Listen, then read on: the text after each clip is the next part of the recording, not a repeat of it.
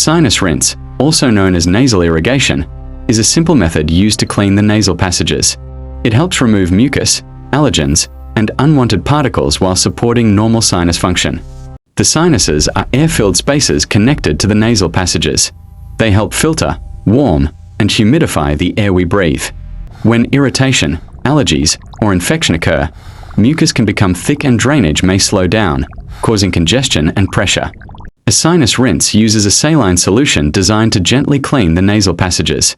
Proper preparation and hygiene are important for safe use. During nasal irrigation, the saline solution flows through one side of the nasal passage and moves across the nasal cavity, helping loosen mucus and debris. The rinse helps remove trapped mucus, dust, and allergens from the nasal passages, allowing air to move more freely. By improving drainage and reducing buildup, sinus rinsing can help maintain healthier nasal passages. Many people use sinus rinses to support nasal comfort, especially during congestion, allergies, or seasonal irritation. Using clean equipment and following proper instructions is important. If symptoms are severe or persistent, medical advice should be considered.